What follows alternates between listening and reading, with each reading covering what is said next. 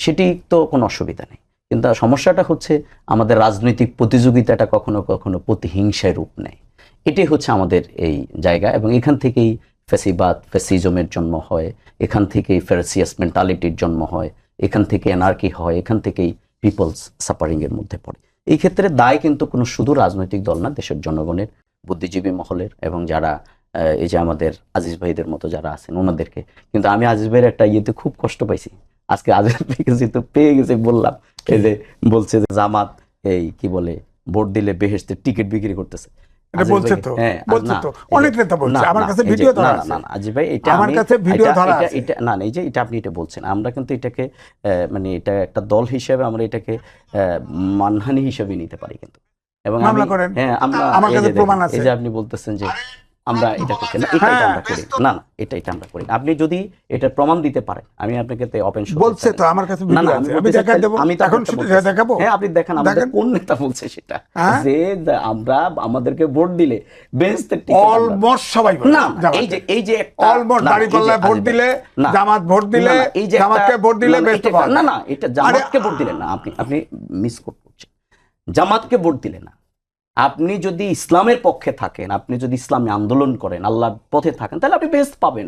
এটা তো আল্লাহ কোরআনে বলছে, এটা আল্লাহ কোরআনে বলছে। কিন্তু আপনি দাড়িপাল্লায় ভোট দিলে বেহেশত পাবে, এটা কোন নেতা বলছে? জামাত ইসলামীকে করলে বেহেশতের সার্টিফিকেট, আপনি এখানে বলছেন যে বেহেশতের সার্টিফিকেট বিক্রি করতেছে, অথচ আল্লাহ এটা আমি বলছি, যেটা শুনেন আপনি মিলান।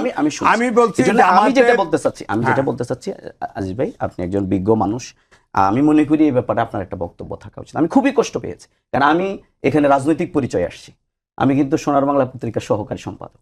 কিন্তু আপনি যদি সাংবাদিকতার পরিচয় আসেন, তাহলে তো আপনাকে একটা মোটামুটি জায়গা থেকে, নিউট্রাল জায়গা থেকে ডিসকাশন। হ্যাঁ, নিউট্রালি বলছি। শোনেন, জামাতের সেক্রেটারি জেনারেল বলছে আল্লাহ তৌফিক দিয়েছে, কোরআনের আইন আমরা বদলাবো। আস্তাগফিরুল্লাহ বলছে তো, আছে আমার কাছে এটা। আপনি কিভাবে বলতে পারেন? ভিডিও আছে, আপনি বলা হয়েছে, একজন বলছে এটা এআই করছে, আমি তাকে দিছি, রেফার করছি।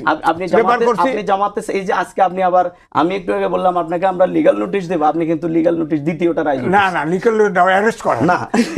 শোনেন, আওয়ামী লীগের 5 বছর, শেষের 5 বছর একমাত্র আমি আসছি, আমাকে প্রত্যেকটা মুহূর্তে মেরে জামাত ইসলামীর সেক্রেটারি জেনারেল, আমি আপনাকে চ্যালেঞ্জ দিলাম যে বাংলাদেশ জামাত ইসলামীর সেক্রেটারি জেনারেল এটা বলছে, এটা যদি আপনি প্রমাণ করতে পারেন, তাহলে আপনি যে শাস্তি দেন আমরা সেটা মেনে। আমি এখনই আপনাকে দেখাচ্ছি। আপনি কি জামাত ইসলামী সেক্রেটারি জেনারেলকে এত পেয়েছেন যে তিনি উনি খুবই শিক্ষিত লোক, শোনেন, উনি পলিটিক্যাল সায়েন্সে ঢাকা ইউনিভার্সিটিতে ফার্স্ট ক্লাস পাইছেন। অনেক ফার্স্ট ক্লাস, আলারা অনেক উল্টা কথা বলে, এগুলো কথা না। আমাদের দলের উনি একটা রিপ্রেজেন্ট করেন, উনি দলের সেক্রেটারি জেনারেল।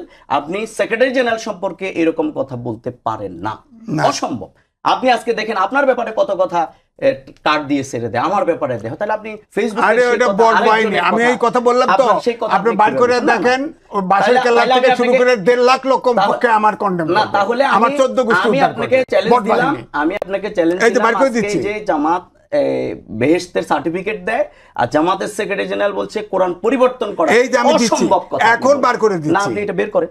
আমি যেটা বলতেছিলাম, ডিসকাশন এটা না, কিন্তু আজ বেশি আমি বলছিলাম যে আমাদের এই জায়গাগুলো, অর্থাৎ দেশের প্রতি আমাদের যে ভালোবাসা, আমার বুদ্ধিজীবী মহলের যে দায়িত্ব, আমাদের প্রত্যেকের জায়গা থেকে যেই আমাদের পরস্পর সহিষ্ণুতার যে জায়গাটি, উদারতার যে জায়গাটি, আমাদের রাজনীতিতে এগুলো হারিয়ে যাওয়ার কারণেই বিগত 15 বছর এখানে কে কার সাথে খাওয়া দাওয়া করেছে এটা ধরে তাকে গ্রেপ্তার করা হতো। আপনি আমাকে একটা ফোন দিয়েছেন, আপনি আমার রিলেটিভস,